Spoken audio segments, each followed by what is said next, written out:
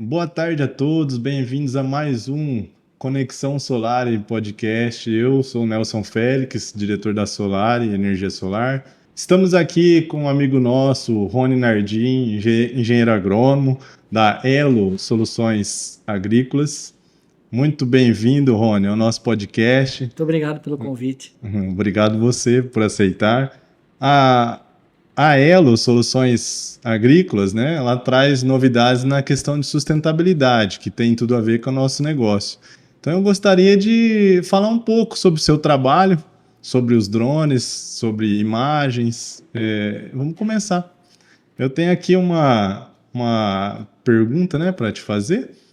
Há quanto tempo a Elo atua no mercado e quais os principais serviços oferecidos pela Elo hoje? Tá. Nelson, obrigado pelo convite. É um prazer estar aqui contigo, conversando um pouquinho sobre isso. A Elo nasceu em 2020, ela já está há 5 anos no mercado. Ela nasceu essencialmente como uma empresa de consultoria agrícola, né? Então ela nasceu na área de assistência técnica ao produtor rural.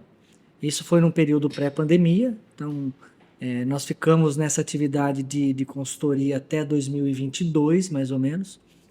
Foi quando começaram a abrir outros negócios. Então, em paralelo à assistência técnica, a campo que nós fazíamos, né, começaram a se criar algumas demandas internas, né? A primeira foi a demanda por insumos.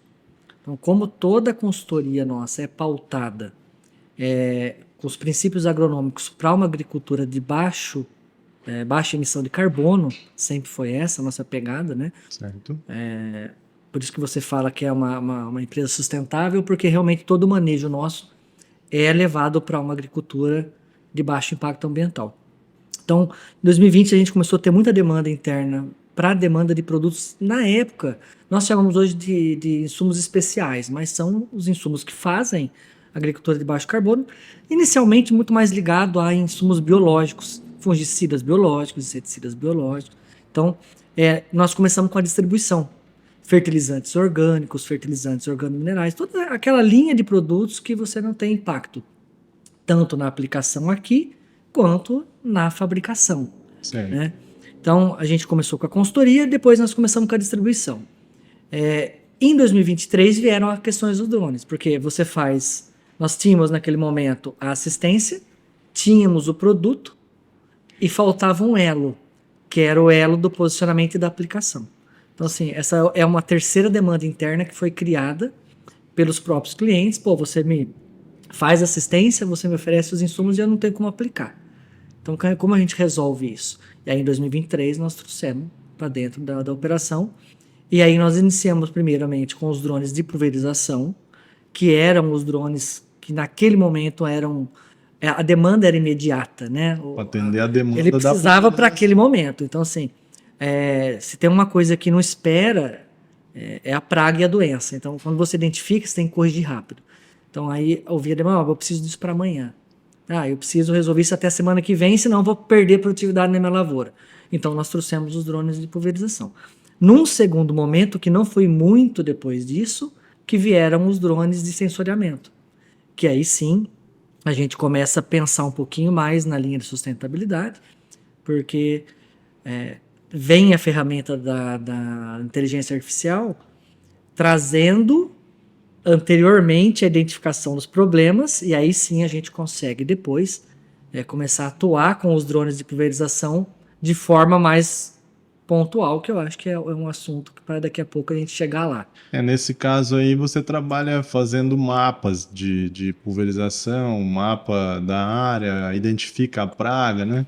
Esse tipo, né? Quais são, nos casos, de todos de aplicação suas aí, quais os benefícios de usar o drone, né, para medir, fazer esse levantamento de mapa no campo, em vez de utilizar os métodos antigos? Quais são, assim, os benefícios, maiores benefícios de usar o drone? Bom, vamos voltar um pouquinho. Você tem os drones de sensoriamento, que você tem um leque gigante de produtos que você pode fazer. Você pode fazer desde, como você disse, medir uma área, Certo. até fazer um projeto de plantio, por exemplo, ou um projeto para fazer alocação de curva de nível, até o sensoriamento para identificar desenvolvimento de planta, o índice vegetativo, mancha de ervas daninhas, diferença de cor por doença. Então, assim, você tem... É amplo a utilização do drone de imagem. Basicamente, o grande benefício, a sua pergunta foi relacionada a benefício, é a redução de custo no primeiro momento. Porque você passa de fazer um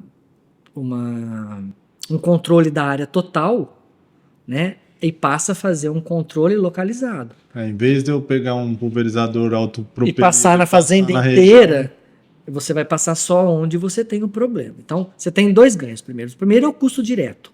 Certo. Qual que é o grande custo direto? Quando você mapeia. A gente tem um histórico. Em média, 20% numa área você tem 20% de problema. É mais ou menos a lei do Pareto, 80-20, né? Então, você vai pegar em média, vamos mapear a planta daninha. Eu estou com uma lavoura, eu estou com um problema de daninha, eu sei que o problema existe, eu só não sei onde ele está e que proporção ele está. Então, quando você faz o mapeamento com o drone de imagem, usa um algoritmo que faz identificação, em média, você tem esse problema em 20% da área.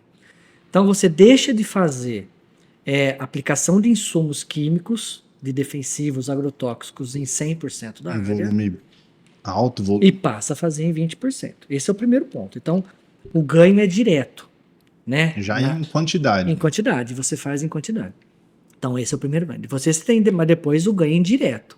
Que o tempo de resposta entre você fazer esse mapeamento manualmente, a medição manual, o mapeamento da erva daninha manual, é muito mais rápido. Então, você consegue ser mais rápido na tomada de decisão, você consegue gerar a informação mais rápido, liberar o trabalho mais rápido e disponibiliza a tua equipe para ir fazer outro projeto. Basicamente, você consegue resolver o problema mais rápido e com um custo menor. Menor, porque você consegue tanto o seu tempo da gestão, você perde menos tempo preocupado com isso, né? Quanto a equipe de campo, que você teria que utilizar essa mão de obra para fazer esse mapeamento, o drone faz para você. Isso quer dizer, você vai dispensar a mão de obra? Não, você vai ter outras atividades para mão de obra. Certo. Então, assim, você consegue liberar para outro projeto, para ir atender outro cliente, para fazer uma outra coisa. Sobra um tempo para outro. Atividade. Então, basicamente, o que você faz é uma economia de tempo e uma economia de produto. Essa é direta. Né? Então, assim, mas 100% dos seus clientes têm essa redução de custo direta? Se você for fazer uma estatística hoje, Nelson, é quase 100. Por quê? Porque quem nos procura sabe que tem um problema. Entendi. Então, eu falo assim, mas então todo mundo que procura a Elo para fazer o sensoriamento, para fazer um mapeamento, para fazer um acompanhamento de lavoura, vai ter essa redução de custo? Sim, porque essa pessoa já nos procura sabendo que ela tem um problema. Então, inevitavelmente, ela vai ter alguma resposta da tecnologia, porque ela sabe que o problema está lá. Entendi. Então, assim, você não tem o cliente que ainda a tecnologia não está maturada a tal ponto que é um segundo uso, uma segunda aplicação, que é o produtor que quer fazer o gerenciamento da lavoura.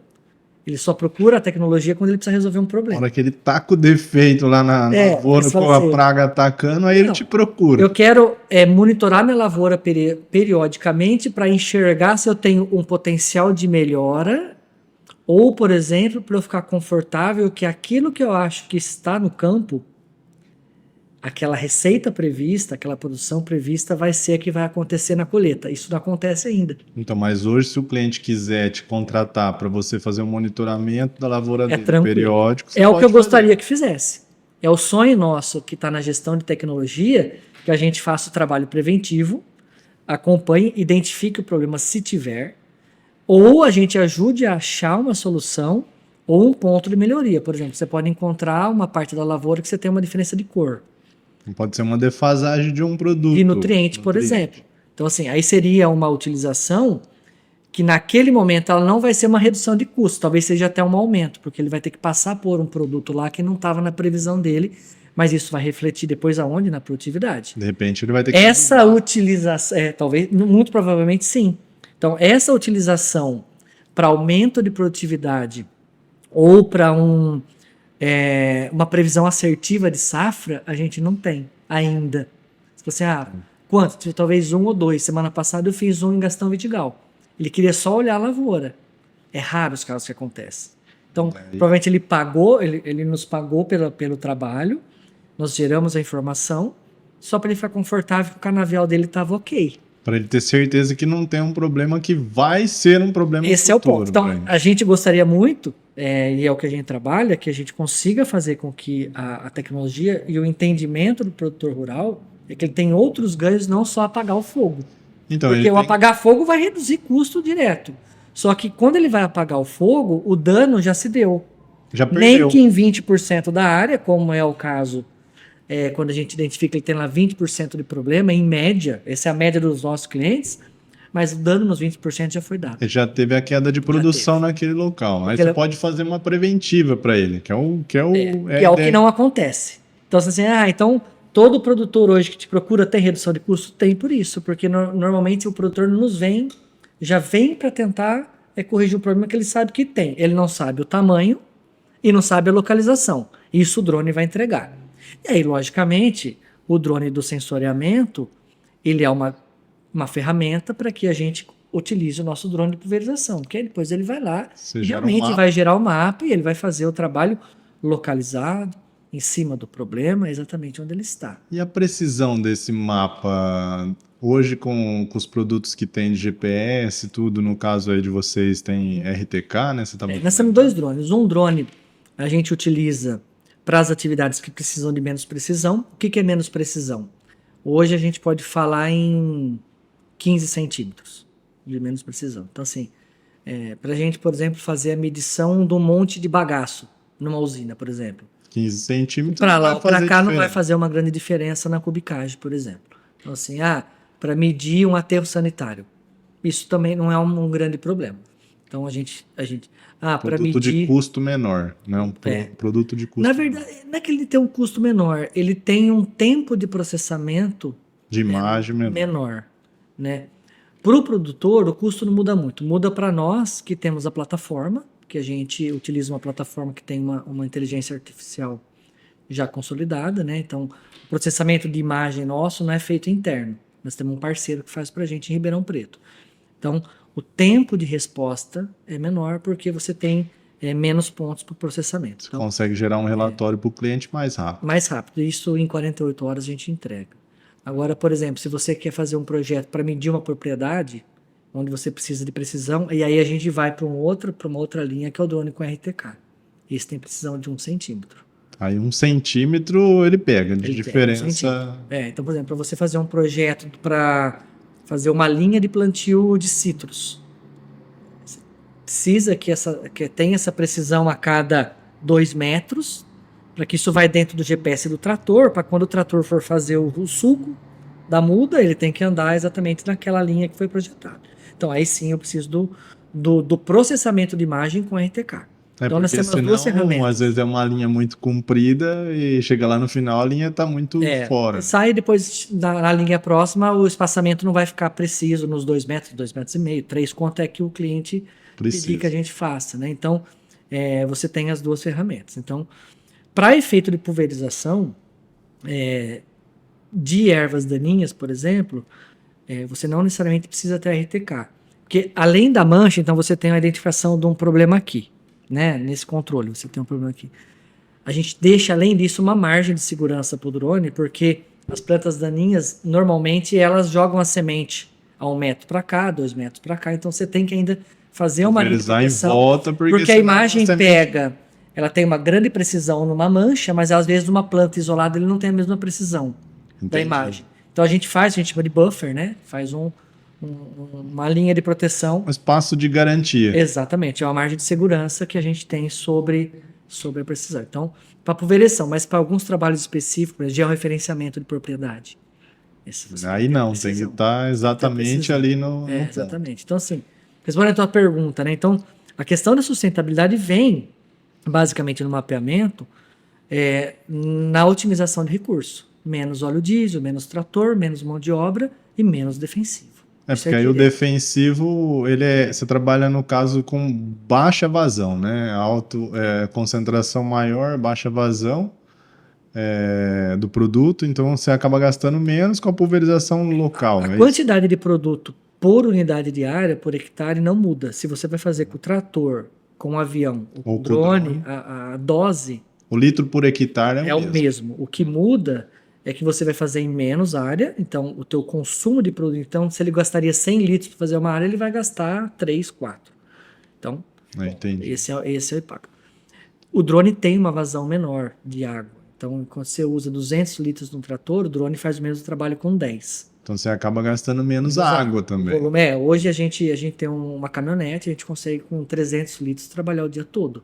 Sendo que um trator ele usa 200 litros em 1 hectare. E o drone o dia todo trabalhando faz uma área de quantos hectares? O drone menor que nós temos, que é o drone de 10, que o tanque de 10 litros, ele vai fazer 30 hectares por dia. 30 O drone de 50 litros, ele vai fazer uns 70. E a caminhonete carrega quantos litros d'água? A gente trabalha com IBC de 1.000 litros. 1.000 litros. Então, com 1.000 litros de água hoje, você pulveriza os 30... 100 hectares. 100 hectares. 100 hectares. Daria para fazer 100 hectares. Então, assim, bastante o água. movimento... E assim, pensando... a gente nem entrou nessa linha de pensamento, mas se você for pensar em risco de toxicidade, de manuseio de produto, tudo é muito mais simples, né?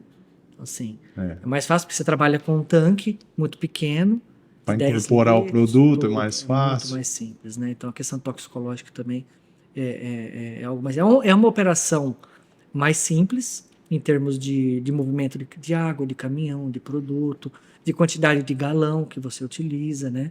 Assim, isso pensando numa comparação do trator com o drone. Quando eu vou para essa pulverização localizada, que eu vou fazer muito menos áreas no dia, os 70 hectares vai virar 14. Pensando em 20%. Sim. Né? Então aí você vai trabalhar com produto de água para 14. O trator, às vezes, ele até conseguiria ir nesse local, né? Fazer a pulverização, só que fica muito mais complicado. Ele não vai conseguir ter a mesma precisão, né?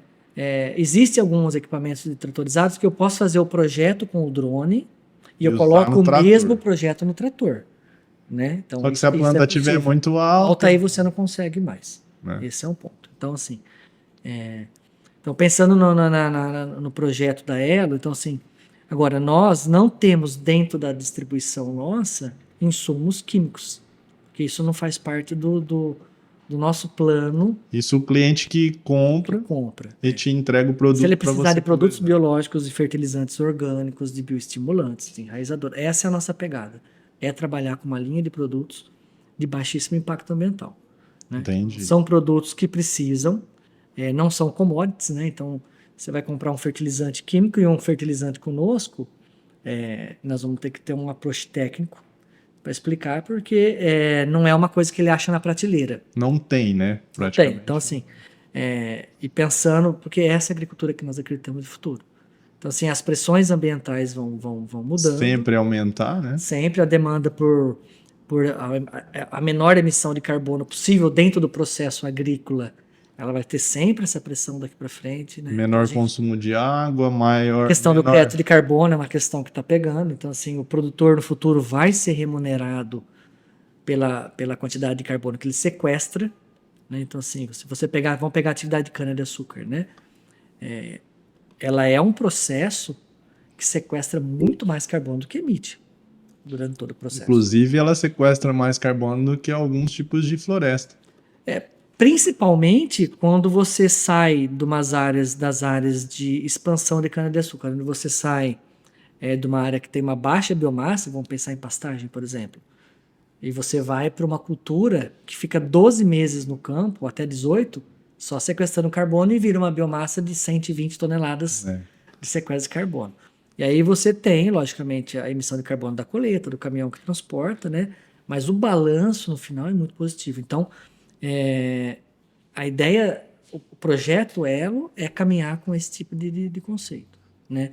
De fertilizantes organominerais, de fertilizantes orgânicos. De trabalhar com inseticidas naturais que têm origem em planta, por exemplo, né? Então, essa é a pegada. E aí eu acho que o drone, a questão do sensoriamento fecha o elo, né? Da assistência, do manejo sustentável, e aí usar as ferramentas de tecnologia que nós temos para poder fazer com que a gente consiga otimizar custo e otimizar impacto ambiental, basicamente, isso que a gente pensa. Eu acho que sempre visando a sustentabilidade, porque a questão que nem você está falando, o uso menor de defensivos produzidos em alta escala, né? Usar produtos mais orgânicos. E a questão do crédito de carbono, na nossa área, que é a de energia solar, né? Já está tendo a procura sobre venda de créditos de carbono e tudo mais. No Brasil está um pouco difícil ainda os projetos de crédito de carbono, mas eu acho que nós vamos voltar a falar muito disso daí para frente, porque já tem países vendendo, né, o crédito, e quem tem esses projetos de agricultura sustentável, que sequestra carbono, já está fazendo projetos para receber dinheiro com o crédito. Então, acho que logo, logo aí nós vamos falar um pouquinho No, sobre... no rural, eles já falam numa CPR verde, né? Uhum. Que seria um título de crédito. Se você pensar, vou falar um pouco pelo agro, que é um mercado que a gente conhece mais. As próprias empresas, que são as fabricantes de defensivos, vão ser compradoras dos créditos dos produtores, né? Sim, porque ela precisa... Ela é potencialmente poluidora nesse ponto. Ela precisa sequestrar carbono devido à produção dela, né? Então ela vai comprar de outras empresas que possuem esse crédito. No caso, vocês que estão gerando crédito, igual a gente gera crédito de carbono também na sustentabilidade, na questão da energia solar, também gera crédito. Então, essas empresas que precisam de crédito, ela vai ter que comprar crédito de carbono no mercado. E eu acho que esse mercado tende a ser muito grande. Hoje no Brasil, a gente tem feito projetos já cadastrados para homologar usinas de crédito de carbono, usinas solares no crédito de carbono, só que está demorando bastante para sair a certificação. Então, vai ter que melhorar um pouco esse processo de certificação do crédito para conseguir fazer a venda e compra desse crédito na questão de mercado hoje. Compra e venda de créditos. A empresa ela acaba comprando esses créditos através de algumas entidades que só faz isso. Compra e venda de crédito. No mercado internacional. Mas passa pelo mercado nacional e vende para o internacional, porque no Brasil ainda não consegue comprar crédito nacional, por regulamentação, ainda não. Uma das mineradoras que nós trabalhamos, ela desenvolveu um calcário que ele é mais fino, então o calcário tem uma dificuldade em descer no perfil do solo, né? Ela desenvolveu um calcário mais fino e aí ela conseguiu provar para o estudo que o calcário dela não precisa ser revolvido, o solo não precisa revolver. Porque toda vez que você revolve o solo, você libera carbono. Certo. Então, ela mesma está fazendo um trabalho interno para que os clientes que utilizam o produto dela, ela vai apoiar na certificação. Então, já tem acontecido isso também no solar. Ela vai apoiar Empresas na certificação. que vendem o sistema e importam já estão ajudando na certificação, porque é o mesmo problema. Quem está tendo esse problema com vocês é o mesmo problema que a gente tem. É a certificação, porque a partir do momento que você tem a empresa certificada e a quantidade homologada de crédito que você tem e gera, você pode vender. Com essa certificação, você pode vender no mercado internacional. Então, hoje já é possível vender, só que tem que estar certificado. E essa certificação não está sendo simples no nosso mercado. Eu não sei quanto tempo isso demora, Nelson, pensando... Mas é algo que vai acontecer. Vai acontecer.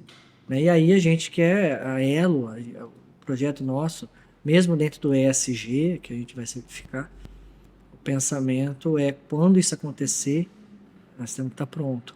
Né? Temos que estar pronto. Então, assim, quanto a gente economiza de óleo diesel numa pulverização com drone versus trator? Isso em algum momento vai ter um valor menos, de certificação. Então, você tem que estar pronto. A hora que chegar, a gente tem que estar para poder atender e continuar, porque a linha da empresa é essa, né? O nosso plano tá nos valores, na visão da empresa, trabalhar com agricultura sustentável de baixa emissão de carbono. E hoje vocês estão com quantos equipamentos, assim, os drones agrícolas, de pulverização? Nós temos hoje 2 drones para fazer o sensoriamento, um com RTK e um sem, 2 drones de pulverização, um grande e um pequeno, que aí você consegue atender vários perfis de público, né? Desde o pequeno produtor ao grande produtor. Grande produtor, né, no meu conceito, não é uma agroindústria, é uma usina, por exemplo. Porque mesmo você fazendo 70 hectares dia, para você atender a demanda de uma usina de açúcar, por exemplo, você precisaria de muitos drones, né? Então, ainda eu acho que o avião vai Vai ainda tomar conta dessa área aí. as demandas são muito altas. A gente está falando de áreas de 30, 40 mil hectares, né? Aí precisa de muito drone para fazer a mesma área. Não vai ser possível. Então, pensando um pouquinho nessa questão, eu acho que ainda o avião vai ficar por um tempo. Tem algumas regiões que o avião está proibido já, por questão de contaminação, então, mas eu acho que isso ainda vai perdurar. E nós temos um drone específico para liberação de agentes biológicos, para controle biológico de praga. Em cana-de-açúcar, a gente libera uma vespa, que faz o controle de uma lagarta, né? Então, esse drone é um drone de controle biológico de pragas. Ele vai e libera a vespa no campo, ambiente. Essa vespa é comprada, né? A usina compra, o fornecedor compra, vem numa cápsula. Então, o drone, quando vai fazer a liberação, eu acho que eu até tenho a imagem dele aqui. Vamos mostrar, temos algumas imagens aí do campo, né? De atuação no campo. Esse aqui é a base RTK, né? A gente trabalha com uma base da Trimble, né? Para fazer. Então você tem aqui o drone, aquele ali no chão em cima do tapete é o drone de sensoramento, é um drone da DJI, é um Mavic. De imagem. Mavic 3 de imagem, né? Ele tem infravermelho também? Não, esse não. Esse só a câmera. Você tem a opção de comprar ele com as câmeras que você quiser. Se você quiser uma câmera termal, por exemplo, para a tua área, que é fazer levantamento de placa com defeito, solar. Você consegue. Você compra essa câmera, que hoje deve custar uns 30 mil reais, mais ou menos 35, eu imagino que uma... É por aí. Esse é o drone de pulverização, essa é a estrutura, né, de trabalho nosso. Esse é o drone de 50 litros, é o T50. A equipe trabalha em cima do caminhão, porque você tem que manter o contato do drone com o controle, para você. Então eles têm que estar visíveis um com o outro. Então, se você pega um canavial nesse porte, o piloto operar do chão, às vezes dá interferência. Ele não vai conseguir. O drone volta sozinho, ele faz o plano de voo normal, você vai fazer, ele vai voltar. O problema é se ele parar por algum motivo e você não tiver com uma proximidade mínima, você perde o contato com ele, ele fica lá parado. Ele vai estar lá em algum lugar. Ele está lá em algum lugar que você tem que procurar. Então, trabalhando em cima, você consegue ter uma visão também, né? Você consegue ver. Essa imagem é muito clara, né? Você consegue ver as manchas de erva daninha na foto lá em cima. Essa aqui é uma mancha de erva daninha. Exatamente, de mamona. Então, se você fosse fazer um controle com o avião não consegue separar, ele não tem essa habilidade de cortar a pulverização só em cima da mamona. Então, provavelmente você teria que fazer a pulverização 100% da área. Aí. O drone eu venho anteriormente, faço por diferença de cor, por inteligência artificial, mapeia aquelas manchas que você vê, e aí ele vai fazer a pulverização só naqueles locais onde você vê. Então a economia de insumo aqui, ela é abissal.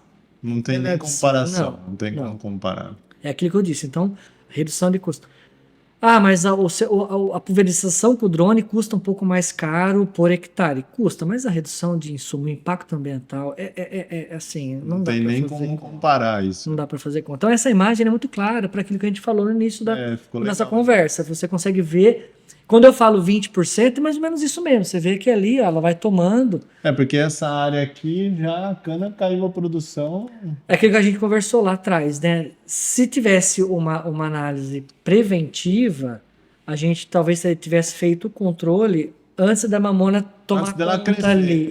Porque naquela região onde que aquela moita de mamona tá, já não tem mais cana-de-açúcar ali. Então o dano já está dado. O dano já está dado, né? Então, assim, esse é o nosso sonho de quem é da área de consultoria agronômica e tecnologia, que a gente consiga fazer isso preventivamente. Preventivo. E aí, com certeza, a redução de custo ia ser maior ainda, porque provavelmente a dose de produto que a gente ia usar por hectare ali ia ser menor quando você pega a planta num estádio de desenvolvimento menor. Nós temos uma operação de consultoria de laranja em Jales, na região de Jales. Nós temos uma de hortifruti, que é essa foto, em Prudente. Presidente Prudente. Então a gente tem uma operação hoje em Jales, focada em citricultura. Uma operação em HF, que é hortifruti, pimenta, tomate, na região de Presidente Prudente. Temos uma operação de cana-de-açúcar aqui na região, Planalto e José Bonifácio.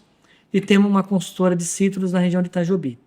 Essa é a operação de consultoria Elo hoje. Logicamente não fica restrito a essa região, né? O próximo passo nosso é entrar no café. A gente está buscando entrar em Minas café, Gerais, a região de lá de Minas. Minas, a região de Franca. Esse é um simpósio que nós fizemos lá em Teodoro Sampaio, o pessoal que tem os assentamentos lá. Lá tem bastante cana também. Não, lá o pessoal é HF. HF. HF, né? Isso aqui são as fotos dos manejos que nós temos de bioestimulação e produção de flor em citros. Hoje, dentro da área de distribuição, a cultura principal nossa hoje deixou de ser cana e passou a ser laranja, em termos de faturamento, porque nós temos um manejo para aumentar a quantidade de flor em laranja, né, com os consultores. Carregar mais a planta. Nós temos uma foto aqui para a gente conseguir chegar nesse nível. A citricultura, ela tem uma visão de preços bons por 10 anos. Então ela vai aumentar, no caso. Você não vai tomar suco de laranja barato por alguns anos, porque o mercado mundial tá faltando laranja, principalmente nos Estados Unidos, né? A gente tiveram alguns furacões na Flórida. Então a demanda de laranja por 10 anos ela é firme no sentido de demanda de produto. Então a gente trabalha, ela tem um pacote de produtos e serviços para aumentar a produtividade de laranja. Então, a gente tem a consultoria, isso é Presidente Prudente, tá? Aqui você vê, né, as brotações que a gente consegue induzir. Essa brotação vira flor, depois vira fruto. Isso aí tudo por indução. Por indução com bioestimulantes que nós temos na carteira, de uma empresa espanhola, que nós trabalhamos, uma parceira espanhola. Isso é Presidente Prudente Mamão. A gente trabalha HF, tem um trabalho também com mamão em Presidente Prudente. Quando ele faz a indução do brotação ali, ele faz a indução do crescimento da raiz também, então. Nós temos produtos para fazer a indução de flor, mas nesse caso, quando você tem a indução floral, você precisa dar energia para a planta, para que ela não sinta falta de energia e jogue a flor fora. Pensando de uma forma bem simples, né, aqui para quem não entende um pouco. E aí a gente faz a fertilização via folha, joga na folha. Entendi. Que é mais rápida a resposta. Aí absorve mais rápido para não deixar com que isso se perca, né? Nós temos nossas reuniões periódicas de alinhamento, né, com a equipe de gestão. Soja, né, Presidente Prudente também, e o pessoal levando fertilizante foliar para a turma. Isso aqui é para pastagem, né? A gente fez um trabalho. Nós temos alguns trabalhos com Tifton e feno, em Presidente Prudente também. Crescimento. Para crescimento também de feno para pecuária. Esse é o drone de pulverização, esse é o T50, né? É um drone grande, é o maior da categoria. Esse é o maior da categoria. Por enquanto, né? Quantos litros esse? 50 litros mesmo. Ele consegue fazer, no volume de calda de 10 litros que a gente falou, ele consegue fazer aí 5 hectares por voo. O voo é quantos minutos? Põe 8 minutos. 8 minutos. 8 minutos. É o tempo entre... Vai, volta, recarrega. Você vai ter mais um tempo de chão de mais uns 5 minutos. Então você tem 15 minutos entre voar e reabastecer, troca a bateria, cada voo é uma bateria. Esse drone, deixa eu dar uma pausa. Esse aqui é o de liberação de Vespa, né? Esse é o que leva a cápsula da Vespa.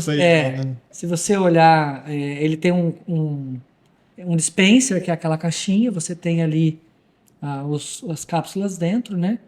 Então, você faz um plano de voo, marca os pontos onde ele tem que soltar as cápsulas, né? E aí ele vai e ele solta aquelas cápsulas naquele local. Quando ele solta, ele tem um dispositivo que já abre a cápsula, então ela já cai aberta e as vespinhas saem. Quando ela sai, por atratividade de feromônio, ela por cheiro, ela busca a praga e preda e faz o controle ali. Aí ela vai e mata a praga. Mata a praga, Ela usa de suporte para alimento. Exatamente. Muito legal. É isso aí. E você tem outras, por exemplo, que fazem controle, por exemplo, você lança os ovos do biológico, aí ele nasce, procura e preda, né? Então esse é um drone específico para a cultura de cana-de-açúcar. Tá? E essa vespa, ela não vive muito tempo. Não, ela preda e morre. Ela morre. Aí o pessoal fala, mas aí ela vai botar os filhos lá, os ovos, e vai nascer, aí você não precisa voltar lá. Não, você tem a seleção natural, né, daqui ele não sobrevive, né? Muito pouco. Aí depois tem que voltar lá daqui 2 meses e fazer uma nova aplicação. Porque também se Mesmo assim, sobrevivesse a assim, ia dar aplicação, muita praga. o custo do controle biológico é muito mais barato do que o controle químico. Eu falo, Então, assim, fala assim, então por que todo mundo não usa? Porque aí entra uma outra questão que aí a Elo faz esse trabalho e é difícil de achar quem faz. Você tem que monitorar a praga. A cada 15 dias você tem que ir no campo com uma equipe e aí ver como que foi o resultado. ver se a praga tá lá. Aí é ser humano mesmo. Aí você tem uma equipe de campo, vai, a praga tá aqui, vamos fazer o controle. Aí você toma a decisão, bom, eu vou de biológico ou vou de químico? Né? Aí você tem que o produtor tomar essa decisão. A decisão é sempre final do produtor. Nós colocamos os pós e contras e ele toma a decisão dele do que fazer. E aí se ele falar, não, eu quero com o biológico, nós vamos com esse drone. Não, eu quero com o químico, nós vamos com outro. É que tem muita gente que às vezes pergunta da questão do biológico, né? Fala, é sustentável ou não é? Porque o cara solta um bicho para matar o outro, mas esse bicho não vai virar uma praga? Aí não, porque ele morre logo. Ele morre, ele não sobrevive. Aí você tem que fazer o retorno, né? Então, assim, e vou pegar esse exemplo, cana-de-açúcar, normalmente você faz até 3 aplicações de Vespa no ciclo. Logicamente que o ciclo começa no verão, na primavera, ali em setembro, quando começa a chover, esquenta, você começa a ter os ciclos de pragas, né? Então você faz uma em setembro, você vai fazer uma em dezembro, uma em fevereiro, aí você fecha o ciclo da cana-de-açúcar livre e isenta da lagarta, né? Então você tem que fazer o retorno. Ainda assim, né? O custo é muito menor. Mais barato do que fazer. O que muda é que dá menos trabalho você fazer o controle químico, você faz uma vez. E já acabou. Ele é bem mais caro, mas assim, você tem o conforto, porque nem todo mundo tem uma Elo na região para ir lá com uma equipe. Fazer o acompanhamento. Esse é o ponto. A usina tem as estruturas internas. Usina, ok, tem equipe de campo, ela vai lá. Tem uma equipe só para isso. E tem que ter, não tem jeito. Para praga, você tem que ter. A equipe vai lá, monitora, olha. Na soja também tem o antigo pragueiro, o cara vai e olha, né? Então é isso aí. Muito legal. Parabéns. Esse é o negócio Elo, é tentar fechar o elo da sustentabilidade com as ferramentas que nós temos, com tecnologia. Como eu te disse, gostaria mais que o pessoal usasse isso de forma preventiva ou como uma ferramenta de estratégia de planejamento. É isso que eu ia te perguntar. Esse é o ponto, assim, né? Assim, na questão, né, principais tendências da agricultura aí, né, qual que você acha que seriam as tendências futuras aí? E o que você acha que você gostaria que o produtor contratasse de vocês para melhorar a qualidade da agricultura, né? Essa é a linha. Eu acho que a linha da agricultura de baixo carbono, essa não tem volta. Né? Esse é o caminho sem volta. Agora, o que eu acho que nós podemos entregar mais como técnicos, como empresa de soluções, né?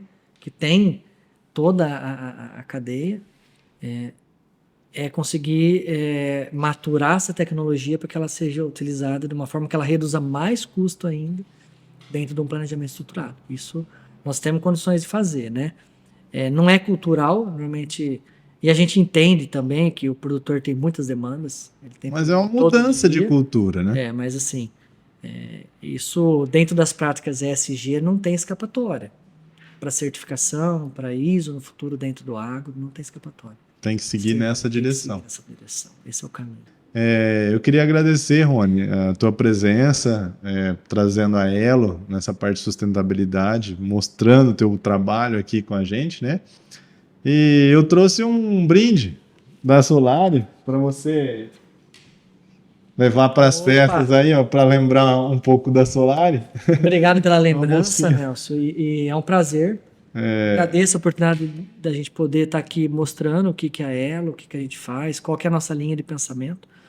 E numa outra oportunidade, quiser tratar algum outro assunto, a gente está à disposição para bater papo, dialogar e pensar soluções juntos, né? Com certeza. A gente está procurando algumas soluções, entrando no mercado de fazer acompanhamento de usinas, né, fotovoltaicas, e a questão da imagem na captação de problemas nas usinas, ela é importante.